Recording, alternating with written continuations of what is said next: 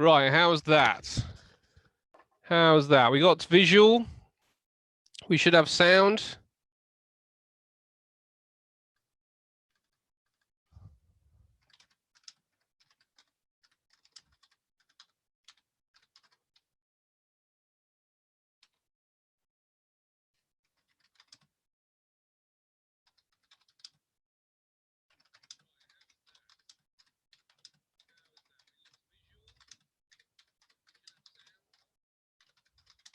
Okay, I'm just sending Jeff. Cool. Okay, so we are there. There's a little bit of a ALT. Okay, the gang is in. That's not too bad. Not too bad. Okay, we've got now the issue. What we're trying to do here is making sure that we can post to you the link, which I haven't been able to do on doing it the conventional way. So James has found a way around it. So now we can post in the link for joining next week. Okay. So let me just tell James.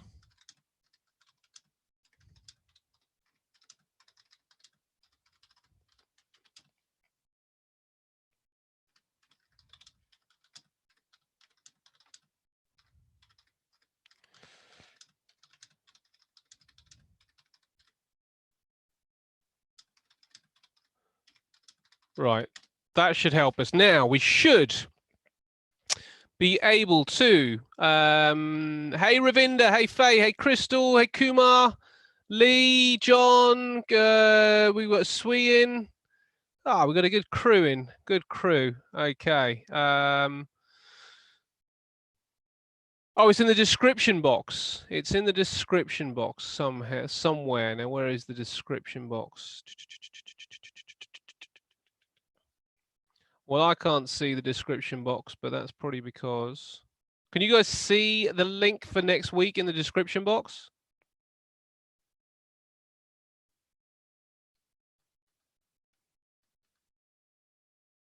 What link?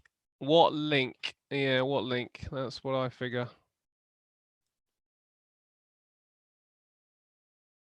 It's all good. Can you see the link in the description box, John?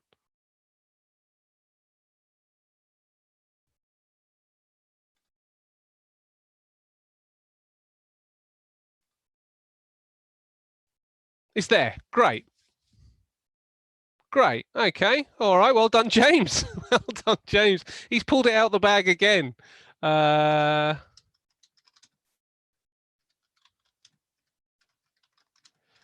Let's just make sure we can get Jeff in as well.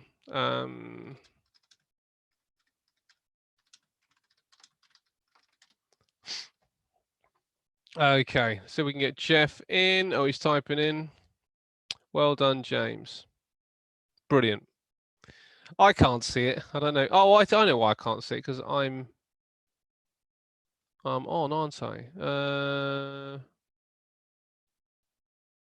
I don't know. I haven't got a clue. It's in there anyway.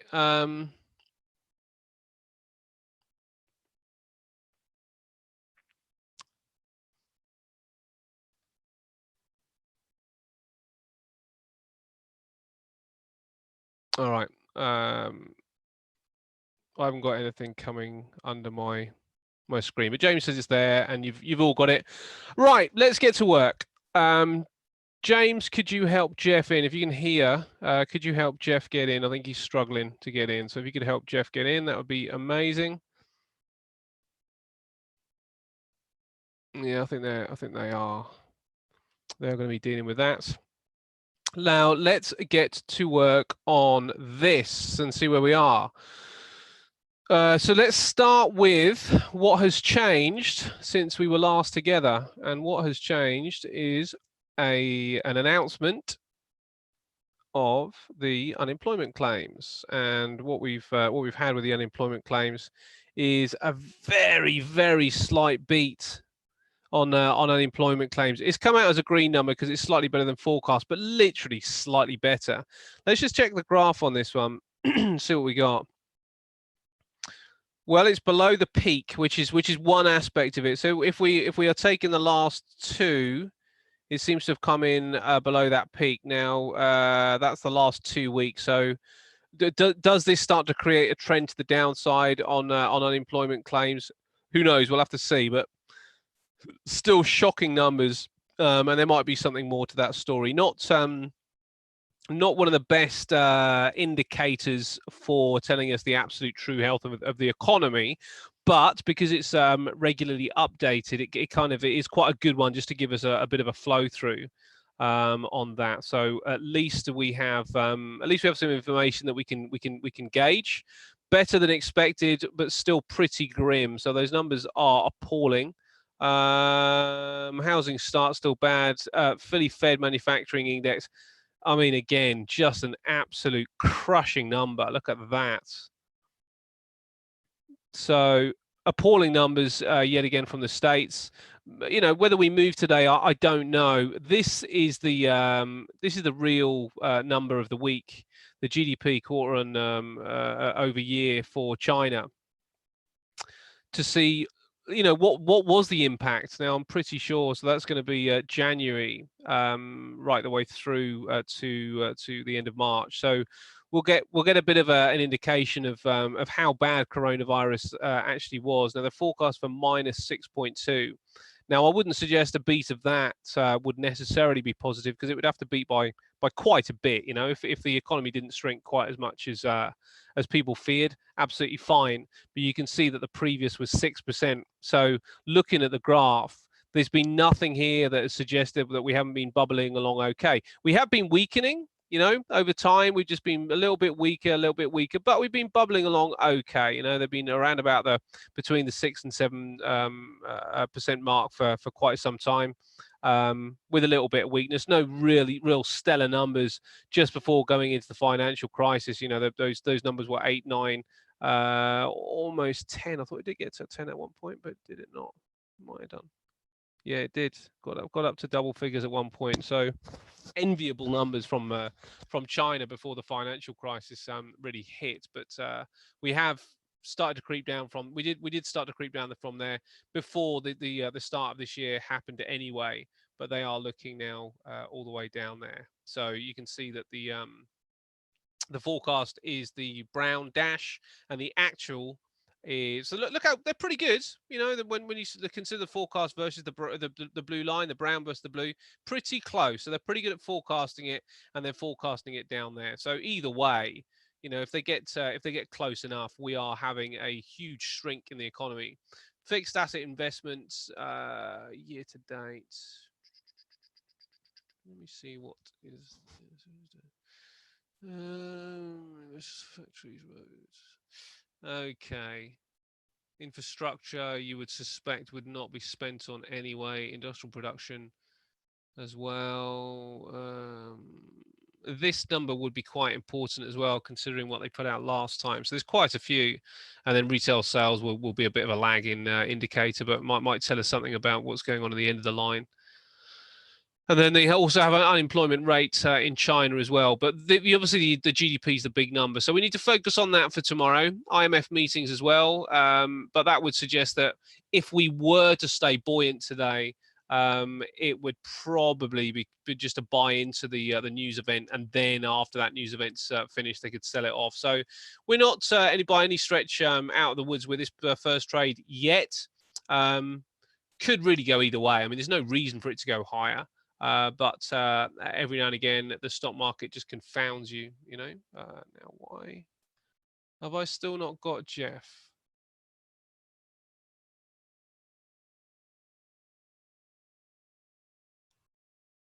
Okay, James is still working with it. That's fine. I don't know if I might need to invite him. We'll see. So let's check this on the shorter term time frame. So that's the hourly. The 15 is difficult, isn't it? Because it's still kind of providing that. Let's see what happened with the inverted head and shoulders there. Yeah, it's still. That was where the first one ended. That was the inverted head and shoulders there, but it failed after that point. So no longer are we in that particular pattern. Let's see what pattern we do have here. We got that.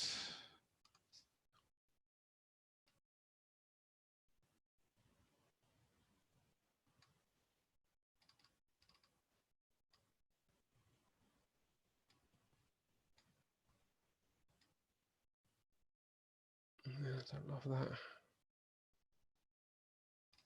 Bring that in there. See what we got here. Well, that's pretty much all we've got at this stage. We've got a line here.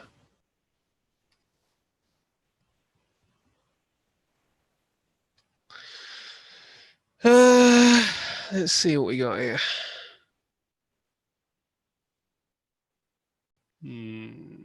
Not that clean, is it?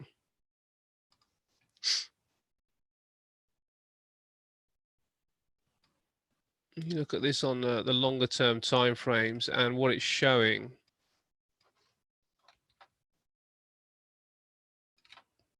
is that now that would suggest that right the way up here, it's still valid for some downside. Let's see what that does to the flag. You know, there's some things that keep me awake at night. You made it. Hello there. How you doing, buddy? Yeah, going well, thank you. Yeah. Not You're frustrated at all. Everything's as it should be. Well, we are looking at a pretty sleepy market right now, mate, trying to surmise where and what we do from here. Right. What I am seeing is a flag. That's what I think we have here. I think we are looking at a flag pattern here. Now, that means that it could... What's that, buddy? I said, yes, that looks like a nice flag pattern to me. It does, doesn't it? I mean, looking at this on the hourly, probably not as clean, but it does mean that we could end up at the top of the range. What you could do here... Oh, no, you can't do it because of that 0.25% there. That's going to make that too expensive. Where is everybody entered?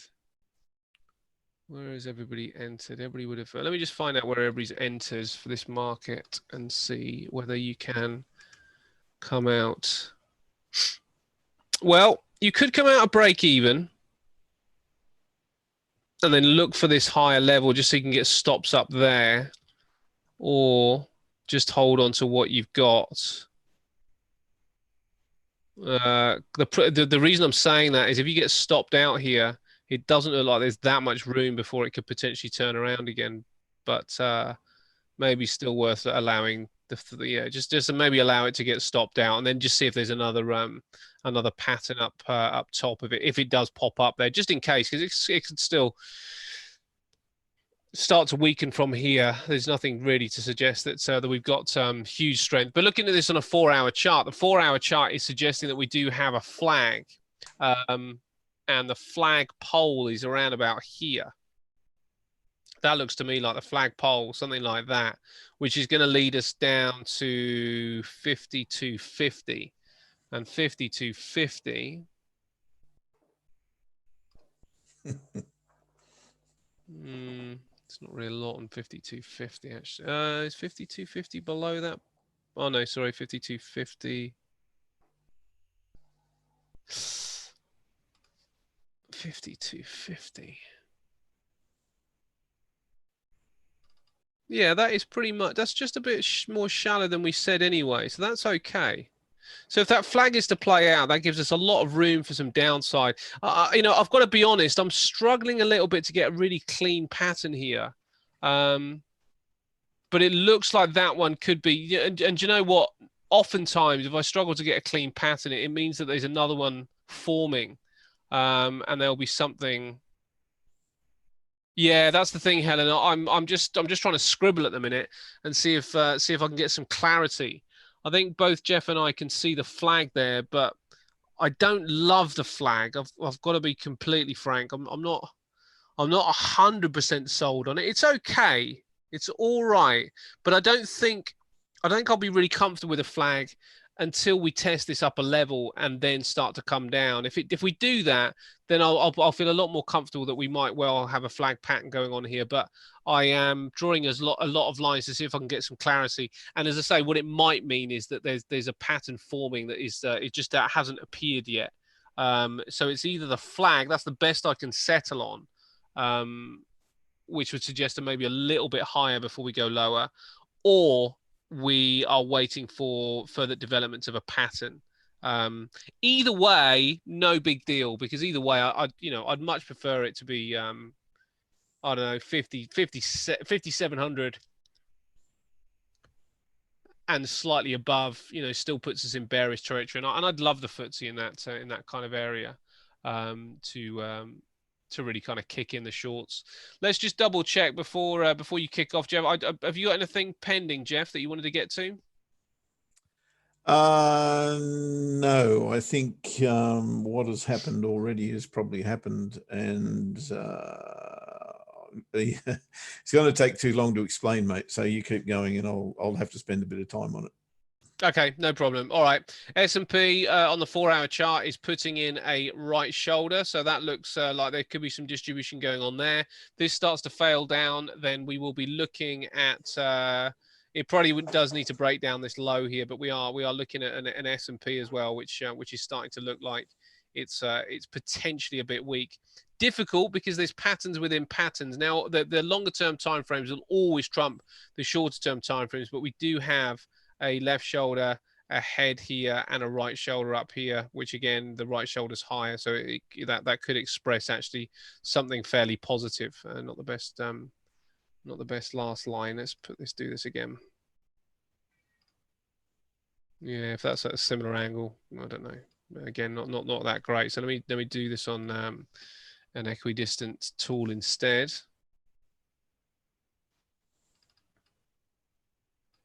Looks like that's what we've got there going on. So you can see left shoulder here, head down there, right shoulder on an hourly chart, but on a 4-hourly, we've got something slightly different. And as I say, we're looking really for the 4-hourly to trump what's going on with the hourly. There's our left shoulder there. There's our head, and there's our right shoulder potential forming there. The only thing I would say is that the hourly has formed, whereas this one is still kind of going on. So there's no guarantee that we're going to see that one play out either, or even genuinely form by the end of the session. That puts that there.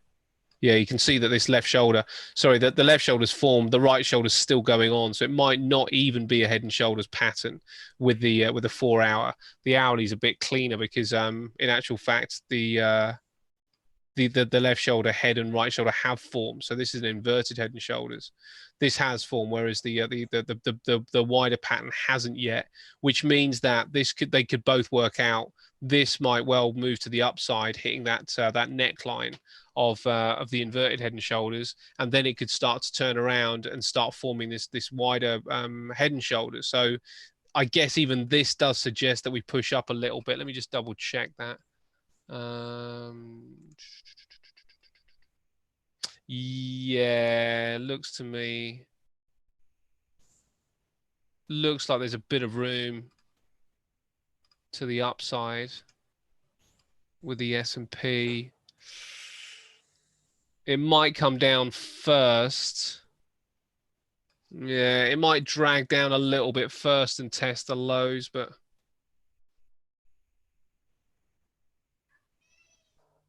untradeable, mate. I've got to say that's untradeable at this stage. We definitely want the shorts, and the only reason I'd want to have a long on in this market is really for a hedge. But do we need to hedge when the numbers are the way they are? I mean, the market can just confound you, and it may well do that.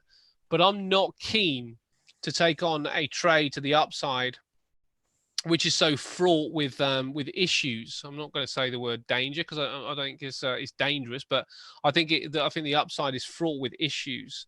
What I prefer is to leave it alone and see if we can get a little bit higher so we can really stack in the shorts and just get a bit more clarity. But right now, I just don't think we have enough clarity, mate. Yep. Look, don't I know it? It's very much the case today. I think the market's very, very tricky, and your timing is got to be spot on. And I've witnessed that already twice today, 3 times, in fact. I'll show you the screen just for a little while, mate. We've got 5 minutes to wait before the open. Righto. Let's explain a few things. You know, one of the things about being on air and giving you guys trades is that once I leave you, and we speak about this often, things might change very, very quickly, and you haven't got time. Well, you're just not here. I can't tell you things when I'm not here.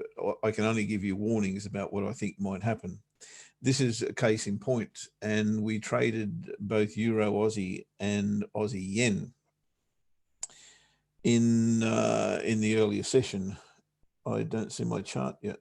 That's a weird, there it is. Okay, and we traded here very much under this bar here, which is pretty much a break and retest of not only the top of the channel but this support trade line.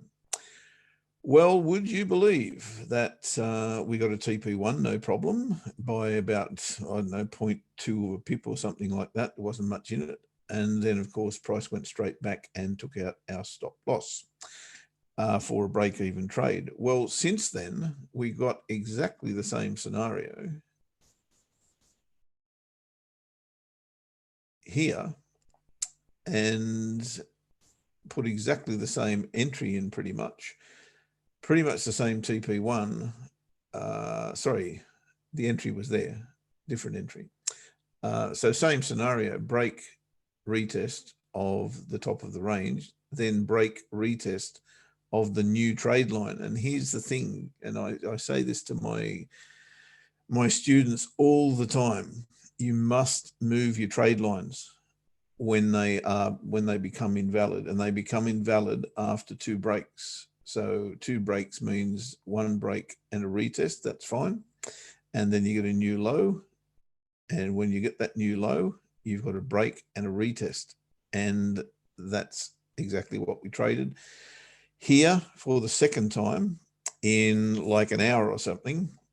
And we got a TP1 and we got a TP2 out of this. So we're well ahead on Euro Aussie. Whereas with Aussie Yen, and you guys wouldn't have seen that second trade, unfortunately. With Aussie Yen, I tried to do exactly the same thing. As you can see, I didn't take any notice of what I had this on the EA because I was having dinner. It expired because I took no notice of the time. Now, that may well prove to be a decent result, but here's the thing. We traded above this bar in the first instance, got taken in with this candle and taken straight out within an hour or so. 0.25% risk, so that's okay, no big deal. Then we got a second setup with this time on the hourly chart with pretty much exactly the same scenario, approach, pullback, entry here, and that's the one that expired. So I should have been in that. I wouldn't have hit TP1, which, as I say, may or may not be a fortunate thing, but the setup's still there. Will I take it now is the question. Answer no. And if you ask me why, I can't give you a good trading reason except to say that it is a superstition. Now, what place has superstition got in trading, you might ask? Well, unfortunately, I am blessed or cursed with that affliction where if I miss something, then I think it's not karma or kosher or whatever word you want to put to it, to then go back and say, well, all right, let's try it again. If we get a result, then we can try it again. But when there's no result, then I've got to say no. But if you are so inclined and you lost money on this one, as you would have if you followed me, then the entry is pretty much exactly the same as it was before. Stop loss needs to be under here. Take profit needs to be exactly where it was before, at around about the 68.05 mark. And if you want to do that, then happy days. I'm staying out of this one. But on the day, yeah, I'm a fraction behind at this point with the promise of Aussie Yen Euro Aussie continuing on and giving me a decent result. If you're not in this trade, look, I think it's too late to get into it, to be fair. you'd have to wait for another setup. And I don't think that's there right now. Whew. What else is going on? Pound Aussie has also been triggered. Where are we trading that? I can't remember what we're trading that on. It's out of the money at the moment. La, la, la, la, la, la. I don't know if you guys are in this. Maybe not. Maybe you are. Trading this as a false break of this trade line, this resistance trade line.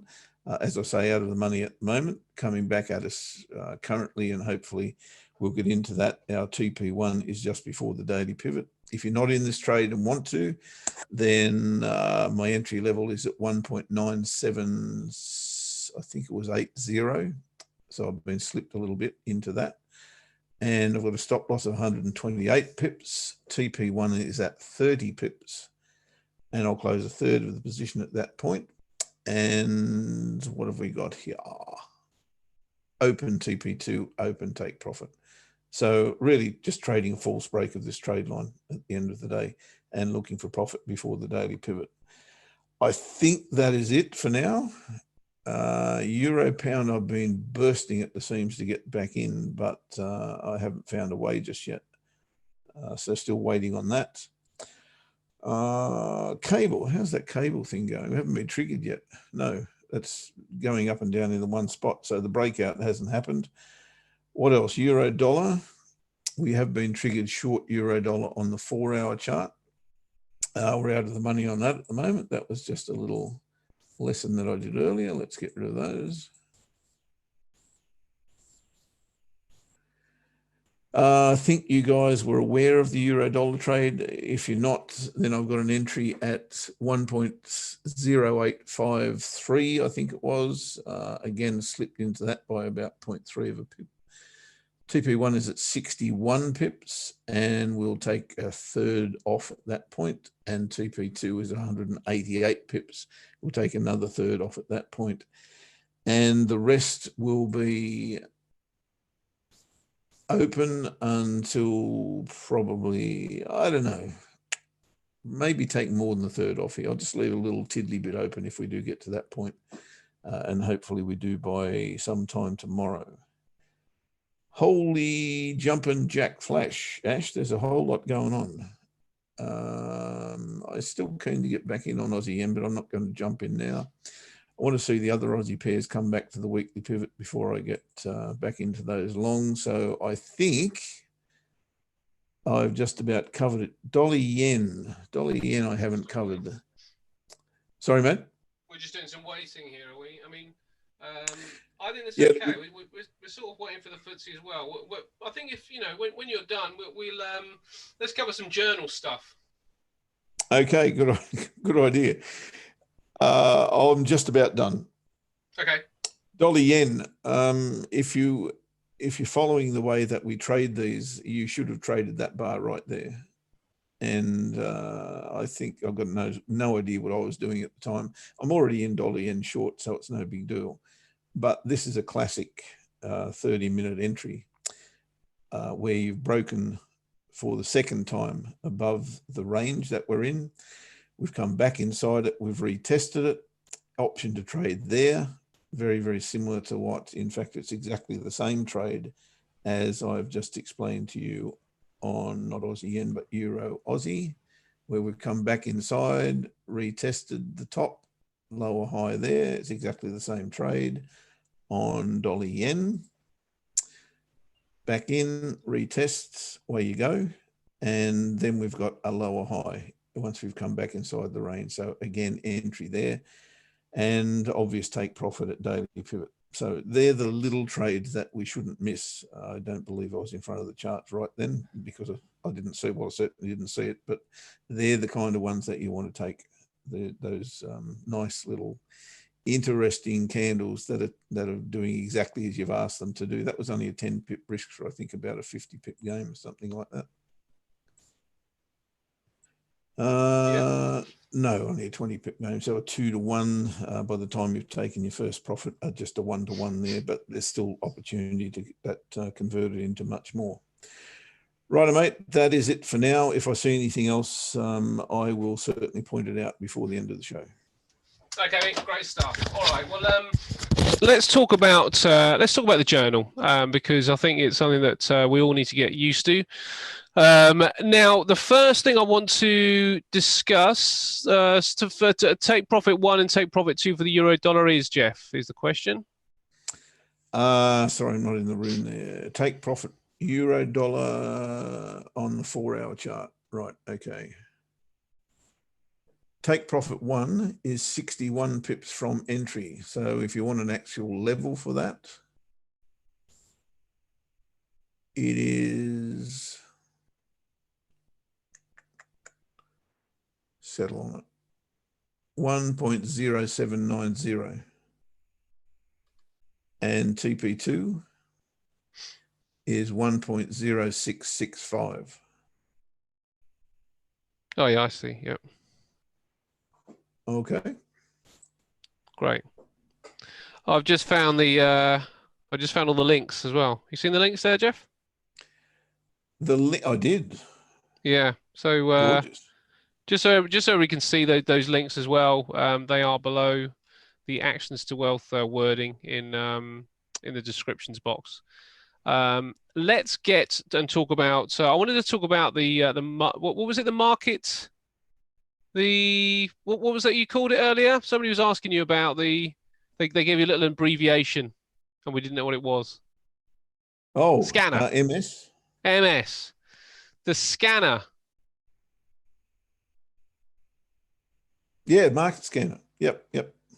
So I just wanted to talk about the market scanner. Now, there is no doubt that the market scanner is a useful and powerful tool.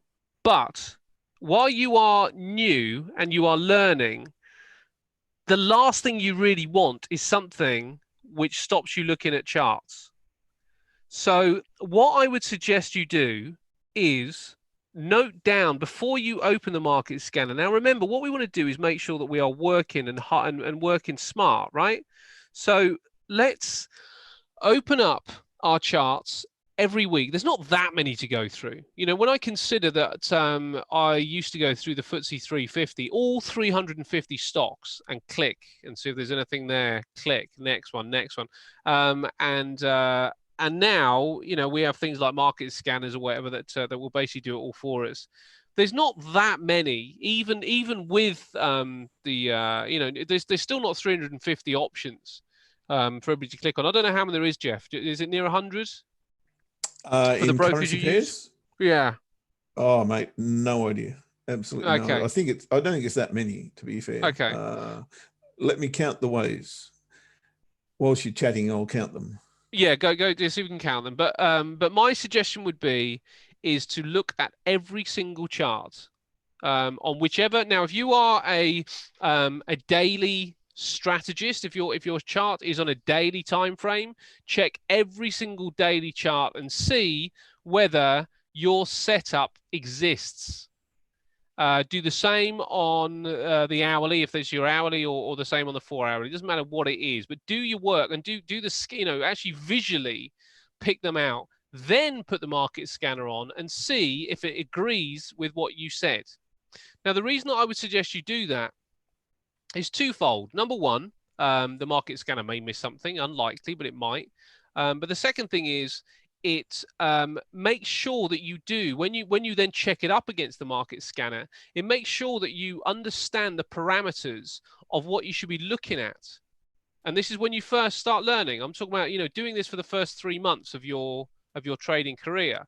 After that, when you know that you've nailed it, when you know what you should be looking for, then you can flip the market scanner on and let the market scanner do the work for you. I haven't got a problem with using tools and robots and everything else to do the work for you, but I do have a bit of a problem when you don't understand exactly what it is they're doing. And the best way to understand it is eyeball it first. Note down the ones that you think are genuine setups. Note down the ones that the market scanner thinks are genuine setups. Now, what you also might find when you log, because what you should be having, so we're talking about journal now, and I want everybody to start doing this, okay? Because the thing is, in my opinion, a human will beat a robot trading every day of the week. You know, the good thing of what the robot will do is take the human element away when it's doing its management. But what a robot can't do is understand nuance. So it doesn't understand when to stay out the market. It just sees a setup and it takes it.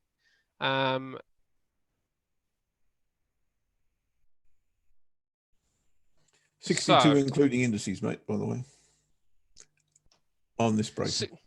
62 including indices. Yep. Okay, great. Okay. So sorry, I'm just getting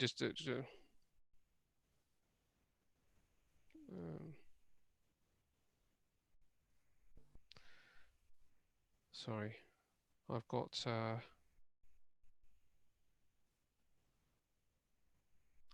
right. So let's open up what we were after. So when we open up our Excel spreadsheet, what we should be doing, the first thing we should be doing. Now, what we are doing every time we're taking a trade. Now, let me see, Jeff and I. So I've got loads of different ones here. So I've got to make sure it's this one, isn't it? We need to get your charts up too, mate. Oh, sorry, gosh. Yeah. That's okay. I'm just sharing my screen for no reason. Here we go. Share screen 1. Here we go. So what we want to do now what I and you know, call this homework, call it work, call it preparation, call it what you want. But what I would encourage all of you to do, ready for next week, is this. Jeff and I will look through this stuff for you or with you and decipher if what you're doing is right. And you know, because what we want to do is help you through. We want to do as much as we can to turn you into a professional trader. You know, help you become a professional trader. Help you make money out of the markets. Let's forget that terminology about professional or not. But help you make money out of the market. Now, the best way to do that is with analysis. We know that. Chart analysis and self-analysis and fundamental analysis. We know that they're the 3 key things. So the first thing you need to do now, you obviously need to be able to analyze your strategy. So when you open up your Excel spreadsheet, yes, you want to note down the trades you've taken, but before you do this, what you should be doing is having a blank sheet here and making sure that you have an Excel file, which is, let's just say that you're on the daily wave rider. So these are daily wave rider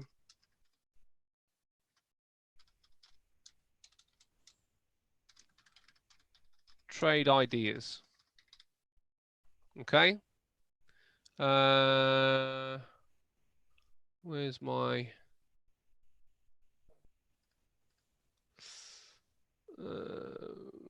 I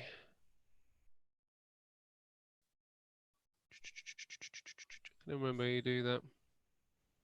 How do I break my cells on this, Jeff? Break them. Yeah, you know where I can go across my cells. Which one's that in? I don't know what you're trying to do, mate. Sorry, break myself. Oh, where have you done it? You know when you did the pound one here. How do you move to the next cell? Yeah, yeah. So it actually goes right through the cells. Okay, you just keep typing, and then once you finish typing, stop and go to the next line. Oh, okay. So once it will because when obviously when I of course it is. And if you want to move it across, just cut and paste it. Yeah. Okay. All right. That's the way I do it anyway. Okay, I think there is another way I can actually sort of break it through. But I can't remember how you do it now. It doesn't matter. Okay, we'll tidy this up later and make it look pretty. But anyway, so these should be daily wave rider. If we're talking about the daily wave rider, daily wave rider trade ideas. Now that means when I look through my charts, what I should be doing is forgetting the let's forget the strategy parameters, completely forget the strategy parameters. And we will go to clean charts. Look on the daily chart here. Now, what we are looking for, can everybody remember what was said when you learned the daily wave rider? What was said to be the keys to the kingdom?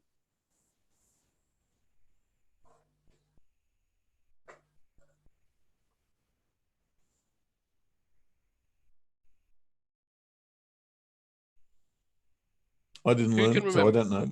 I'm Who can guessing super remember? trend would be one of them. No, not super trend. No? Okay. Anybody remember? What's the key aspect of trading when you're looking at a chart? Not the bias, not super trend. What are you looking for in a trend? What are you looking for? It starts with C. Yes. So Ravinder's got it. Yes, it is. You got it. Okay. Go on. Did you see Helen? Did you see I Gary? did. Is that Gary? It's the answer. The answer is yeah. Swee's got it right. Brian's got it right. LT, you've got it right. Ravinder, you've got it right. That's the answer, right? So what we should be doing, the very first thing to create with to help us with trade ideas, is to look for the cycles, and we will go through everything. Gold. Where's gold? If I'm looking at this on a daily chart, does it suggest right now that, you know, at what point is this at the low end? Because what we're trying to do is pick up our charts, pick up our trades, and I hope you remember this here. Sorry, that's wrong. That's because I drew that badly and it's too big. Let me do this again. Let me do it here. That's better. So if that market is cycling, what we're trying to do is find out where this point is. We don't know the first one, but this one here. So we're trying to pick it up here and here and here. So that means I need this. You know, I need to see the higher high. So what we've got here, I need to see that higher high. Have I got this down here? Have I got the higher low? Maybe, but this bar would suggest not. So we need to analyze this. You know, what can we see going on here? What I can see is extension and a bar which would suggest retracement. Now, if it was to retrace into a cycle area, a structural area, that leads us back here. Are we there? No. If we're not there, I don't really want to have a look at this with my indicators to suggest anything. Now, if the market scanner brings this one up, I'll take a closer look. You know, is there something which would suggest that this is as far as we go? You know, check out the weekly, check out the monthly, something like that. I don't know. But right now, this wouldn't suggest to me that I should be even bothering putting my indicators on it. I'm just, now you want it clean. You want to get your chart clean. You want to get really good at reading your price action. Okay, and just keep going down. Same thing. Dollar yen. What's the dollar yen telling us? Is the dollar yen now? Firstly, you need to decipher. Obviously, is it an uptrend or downtrend that you're looking at? And you should be able to eyeball this and say, is this a trade? Is this a market you'd be trading long or you're short on? Now, personally, if I was looking at this, the way that this is looking right now, it's got to still be long. Got to still be long. It doesn't really have a breakdown of this structure. We've come down, tested this area, came up, come back down again. Now, if we get through here, then I can start looking at the short, or I need to see this develop in a slightly different way. It needs to come up, fail again here, come down, come up, then I can start looking for a short. You know, when I get a kind of lower high in this area, it's a bit, this one would be way too tricky at this stage, but the shorts will only get confirmed if we get a breakdown here, because we are in a buy zone, but this is not cycling. So if we are looking at, say, if we're looking at a trend following cycling strategy, this would just not qualify. And I'm hoping everybody can see that just the way you're eyeballing it. Is that a lower high? Could be. It's a bit odd, just the way that that's looking. It's not very clean. Now this one's better. So this one has come back to an area where it could be cycling from. So the pound dollar looks to me like we could be starting a cycle to the upside. Okay, now that's today, that's Thursday. So we're going to do this over the weekend, obviously. So this is the kind of thing we're after, right? Now, if this is the case, now it's the same with gold actually. If with gold, what I've got is an extension, and all I need is the break to the downside, I can put this one on my ideas list because I'm just waiting for a few days of downtrend and then the bar. So at what point does it go on your ideas list? Well, it's either got to be at the extension phase,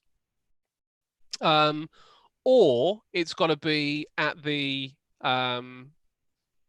retracement stage before forming the bar. If it's formed the bar and it's going, no point. There's no point in us putting it on our list. But if it's at the extension phase, as soon as it comes up here, this can go on our list because then we're just waiting for the pullback.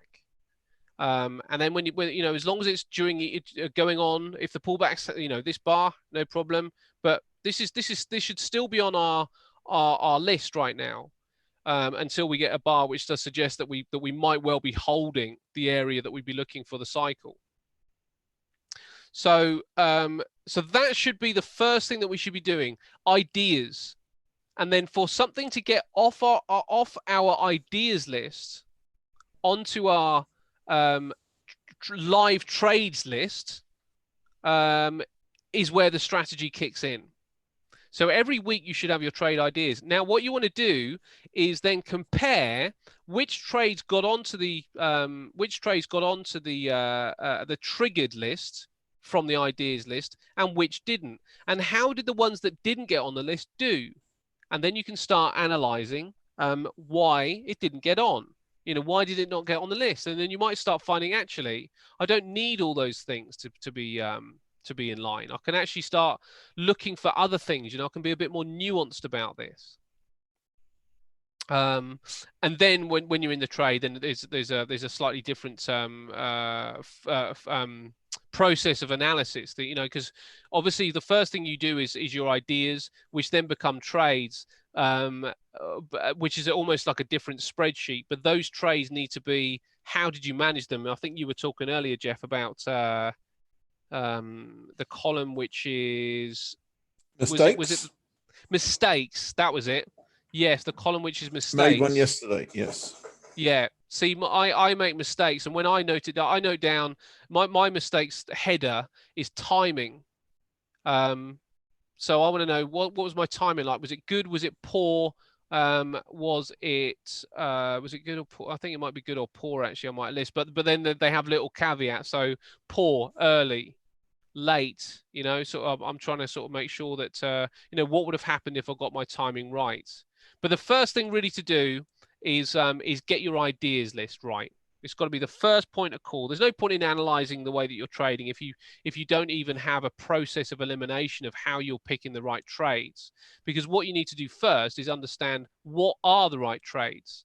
And it's not done, I promise you, by putting on the market scanner and letting that do the job for you. Because it will, as I say, I don't think a robot is going to ever be as good as a human being.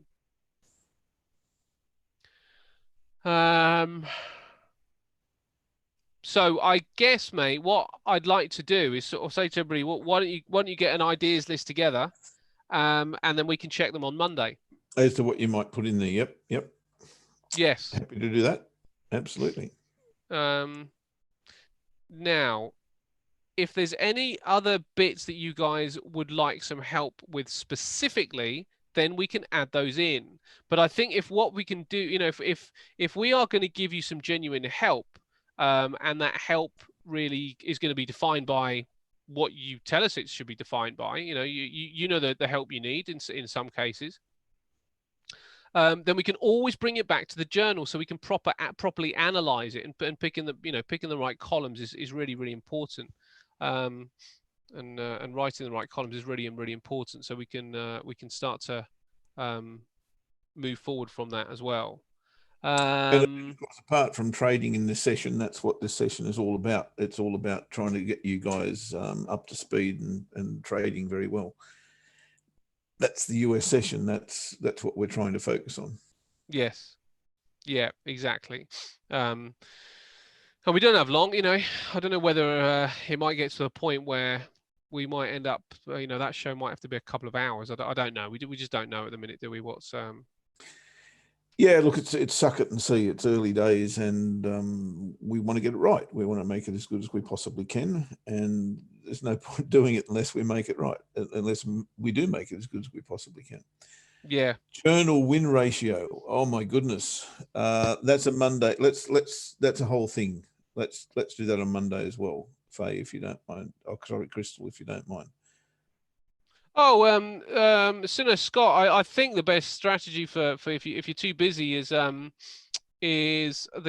daily wave rider or the flow is a daily strategy, isn't it? If you've got no time, absolutely. Yeah, something like the flow or the daily wave rider. Yeah, that's really good. Yeah, so from today's trade, so we need to be noting those ones down. You know, to find out what it is we learn. Possible to have a sample Excel journal. Yes, I can. You know, we can open up the. I mean, the problem is I can't give you. Where's my current one? Now I haven't updated it this week. Where am I? But this is what mine is looking like for the last few weeks. But I can't give you that, and for the reason I can't give you it is that I note down my indicators that I need to look for on that, and in some respects, my journal becomes a journal within a journal with it. You know, it just flies off in lots of different areas. I've got a few that are sort of like that are on the move. So I can't give you everything when it comes down to the journal, but I can certainly help you with the columns, which is probably what you need. I can't really fill them in, but what you need is the columns. But that's going to be strategy specific.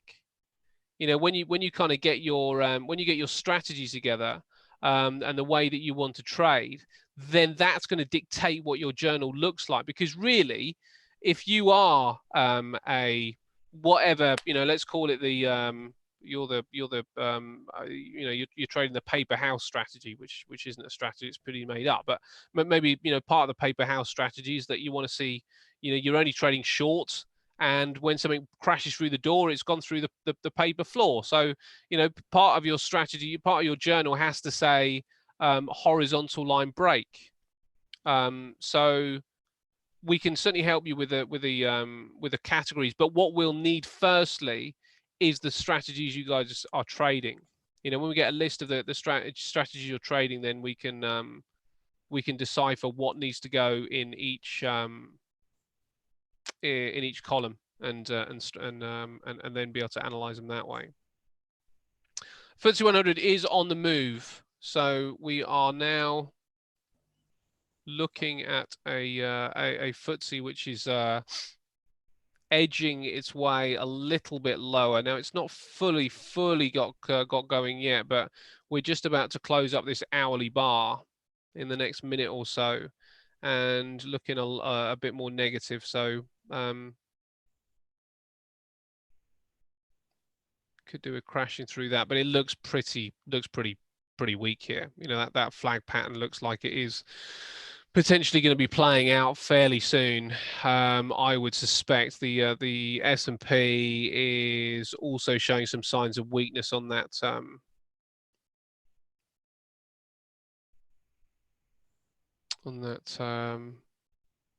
daily chart. And while we were talking as well,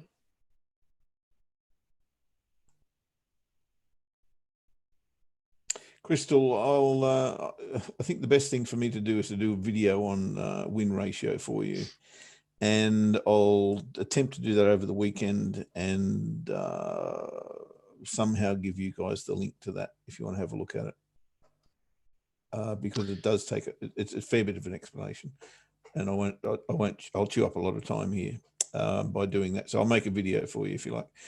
How many pips after the candle move in the direction do you want? Sorry, how many pips after the candle moves in the directions you want do you start putting your entry? Wow, that's absolutely different to every single person, I would think, Chris. In my consideration, it's generally the bottom or top of a candle, rounded up or down to the nearest pip, and add the spreads.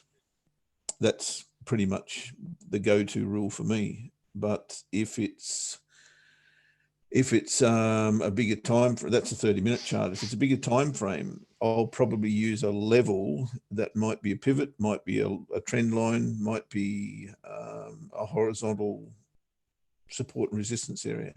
I may get below or above that, as the case may be. So there's no golden rule for the bigger time frames for me. I think there's a default setting for every single trader that we've got in Access to Wealth. But you'll probably find that they will vary based on what I've just said as well.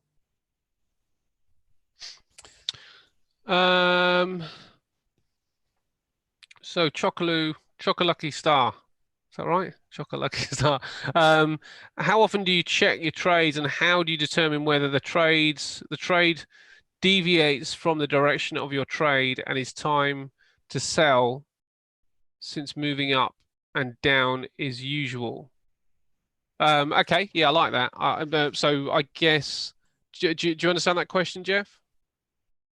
I believe so. So we may both have a slightly different answer, but I'm going to give you the sure simple. We will. Yeah. There's two answers to it, really. So checking it, how often to check your trades? That's a 30 difficult minutes, one. I should never leave the chart. You should never leave the charts. No. Because you're trading every 30 minutes. Yeah.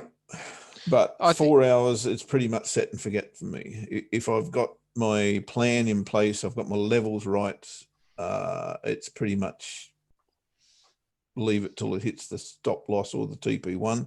If if I happen to be in front of the charts at a 4 hour interval and something's changed, like a fundamental event, then I might protect my position, or I might even get out of it. But by and large, I'll just leave it sitting there.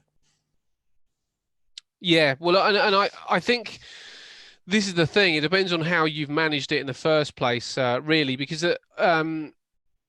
I will trade in my personal approach is that I will take trades in a few different ways. So sometimes it's purely down to a strategy kicking in, or there might be other reasons. So I've got a few different ways to enter a trade. But let's say we're all short here. Well, not all short, but some of you are short, and I'm short as well in this particular area here. And my target is down here. So realistically, until it gets down there where I want to take half the market off, I don't have to do anything. Now, it's unlikely to come down in the next 200 pips. It's unlikely to come down there in the next hour and a half. Of course, it could happen, but something significant is going to have to happen in the market, which is unforeseen at this stage because it's not listed.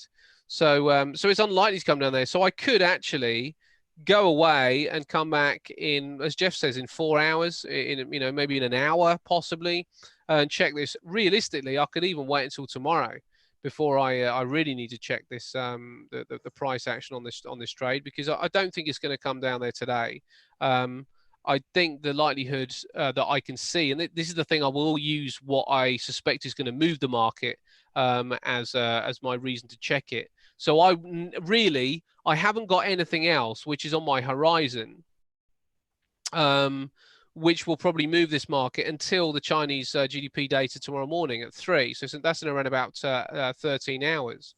So I don't really need to check it. When I close the show with Jeff in a little while, then I will be going out and doing something. The market's got kind of sleepy, so I'll be going out and doing something, and I'll check it at 4:30 because that's the close of the day over here.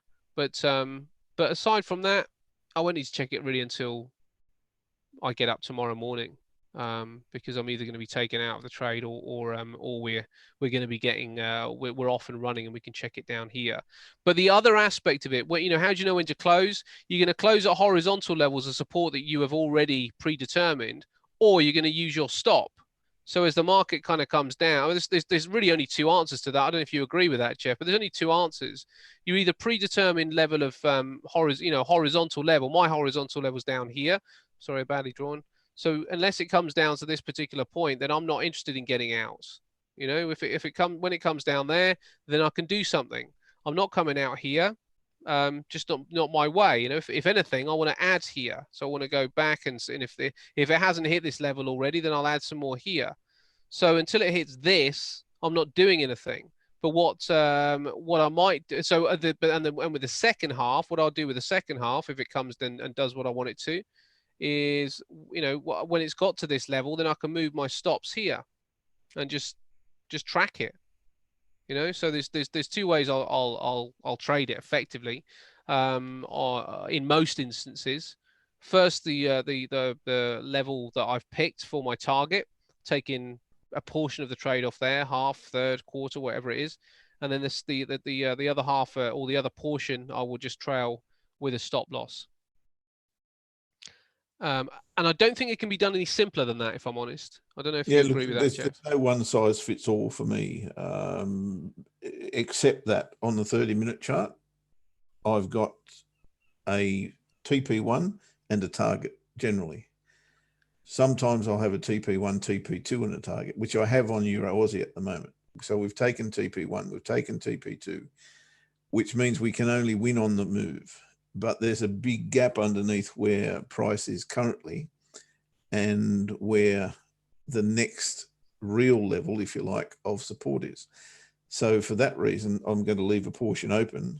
And if it hits that level, happy days, I've made a good trade. If it doesn't, no harm's done, because I haven't got a lot left in the trade and I can only win on it. So that's a certain circumstance, and that's generally going to be the case on the bigger time frames as well. But as Ash said, I don't go into a trade unless I've got targets. I've got to have a target, because the market does not keep going in one direction.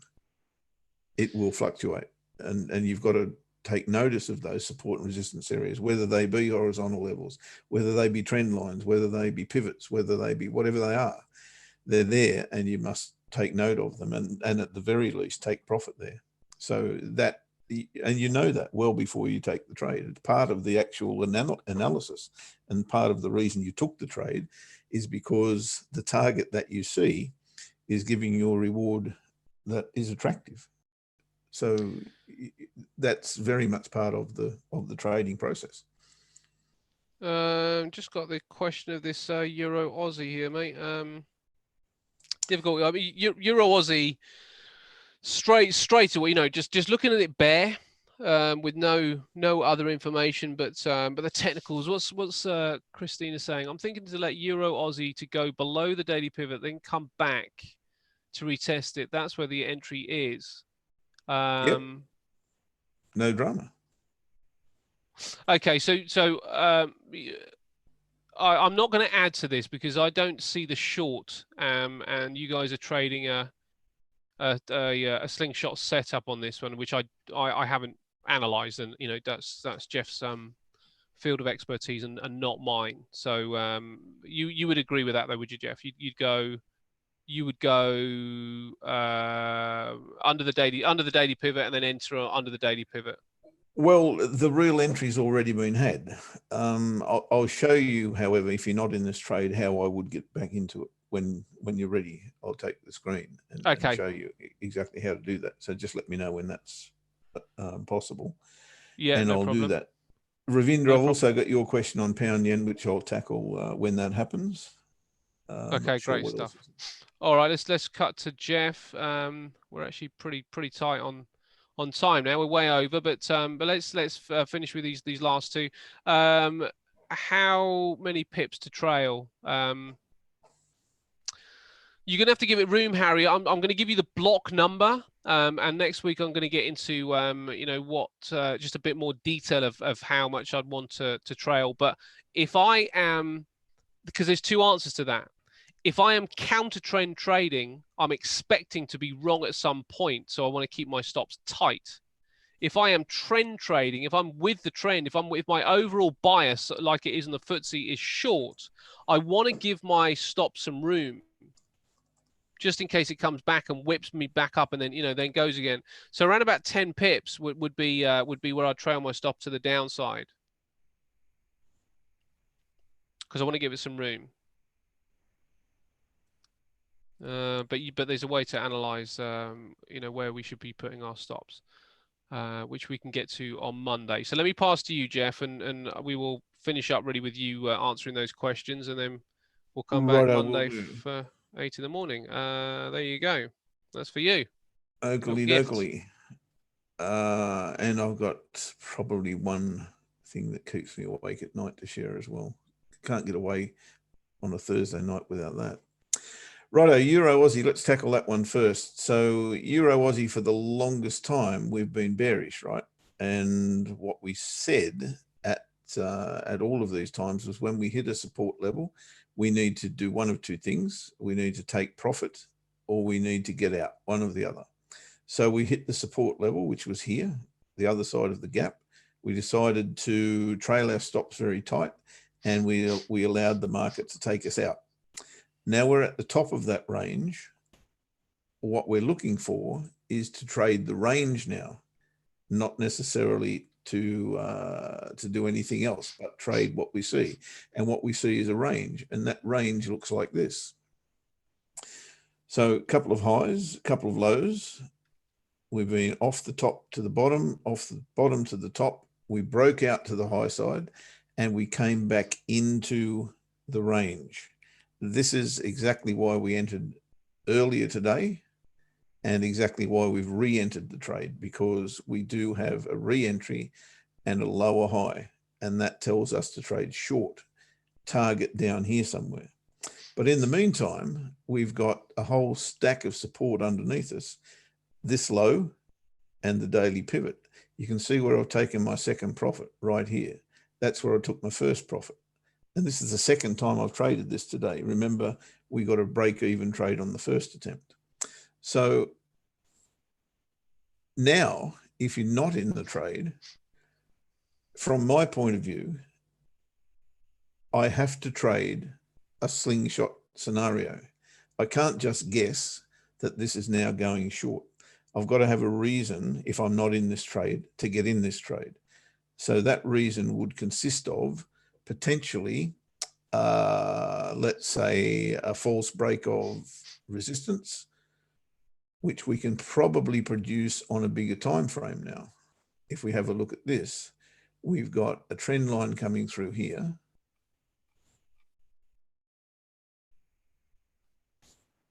But that looks to have already gone. So we've had the false break. We've come back underneath. I think I pointed out this out earlier anyway. And we've had the retest. And that's exactly where we've actually entered the market. Bang on that. So if had we waited for this, we would have got the same result. So now it's a little bit difficult for me to say enter the market when we've already taken 2 lots of profit. And I don't see an entry here anytime soon. The only way I would see an entry, yes, and I agree with break the daily pivot, but I've got to have something else. That something else may well be this support trade line, but it's a long way from where we are. And by the time we get here, we're nearly to the bottom of the range. I don't do limit entry orders very much at all.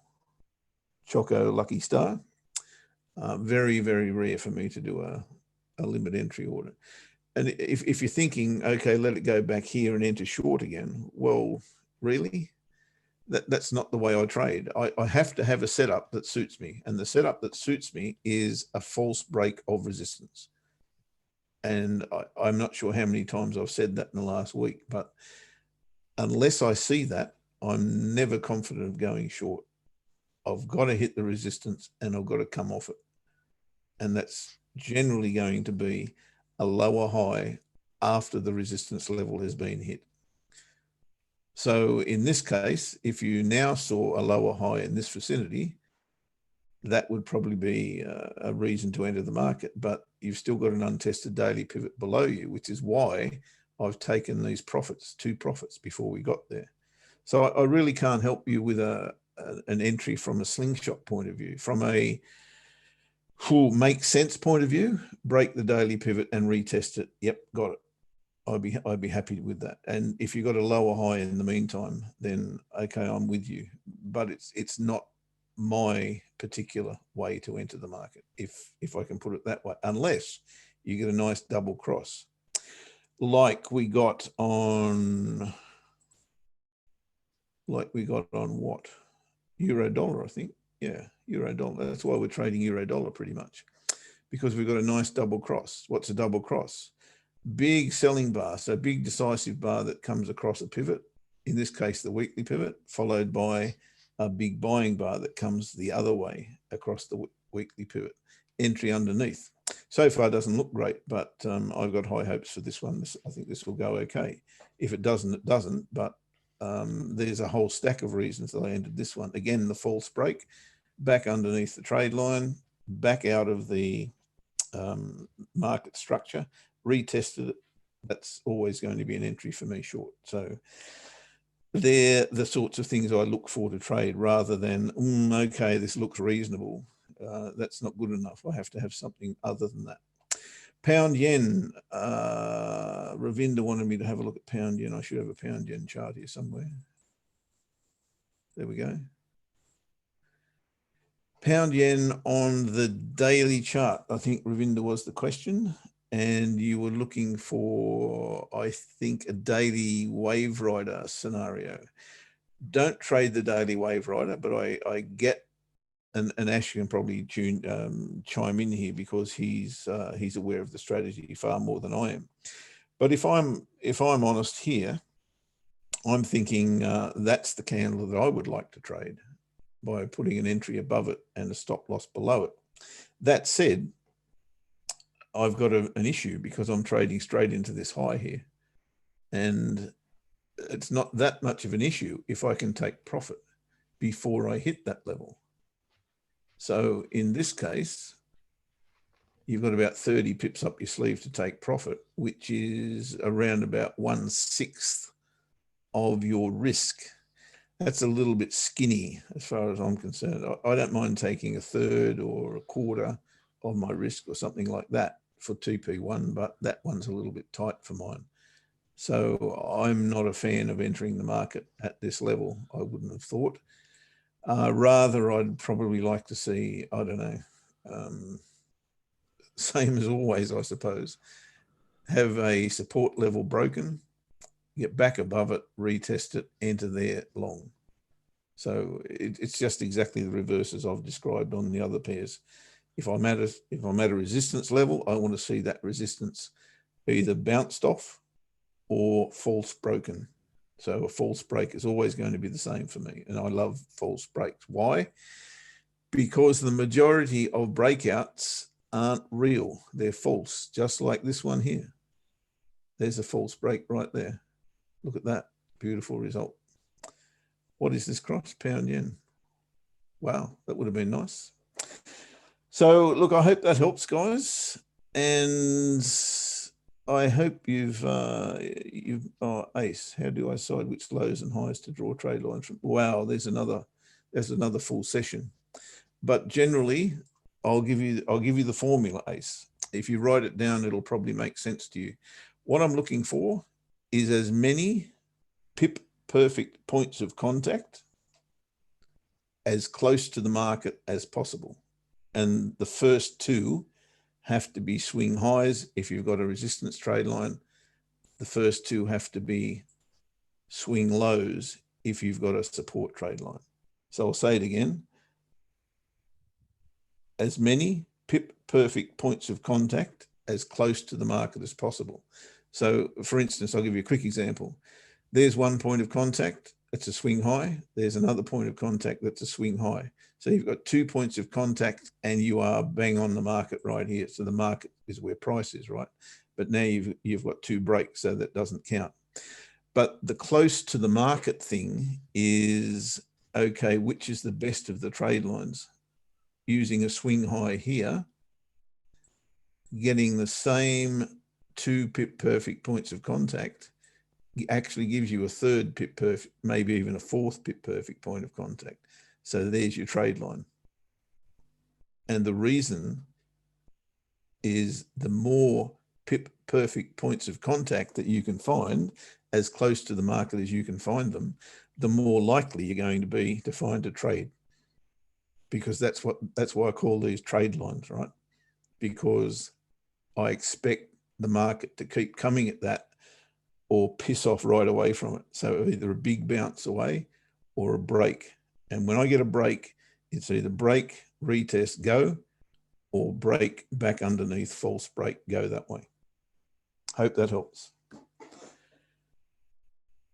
Are we done? I think we are, mate. I think we are. Really like that last bit.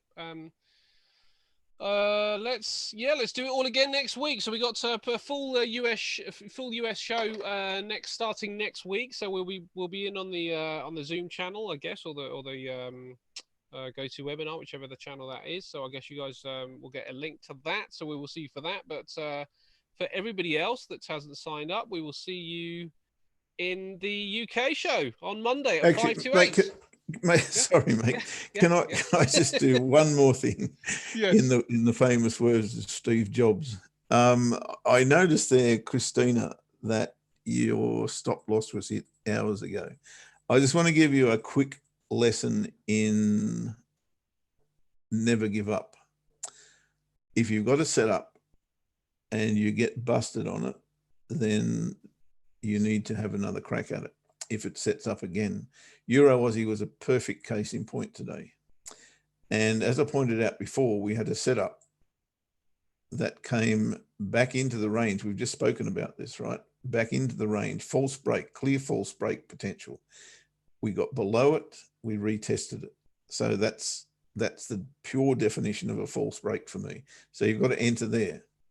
We got to first take profit on this barely by the skin of our teeth, and then price went back and took our trailing stop, which means if you followed my rules and my formula, when I set the trade, you should have had a break-even trade by removing 50%, moving your stops to 10 pips, I think it was, below entry, above entry, which means 10 pips gain, 10 pips loss, break-even trade.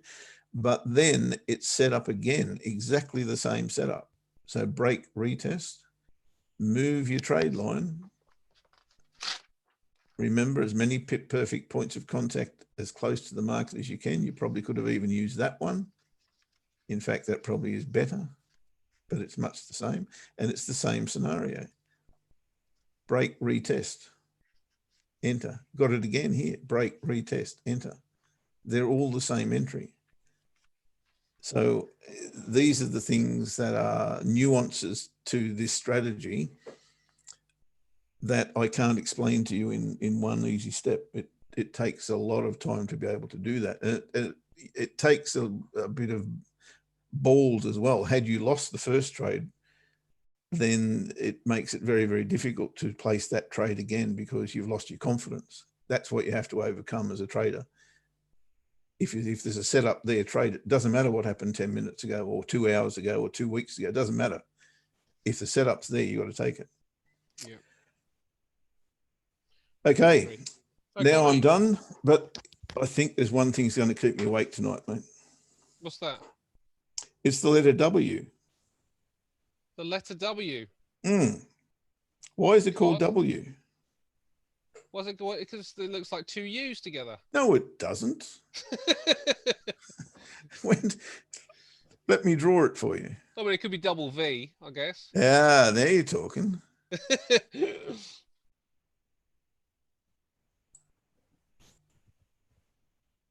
That's a W, isn't it? That is a W. I think they both are valid, though. It should be called a double.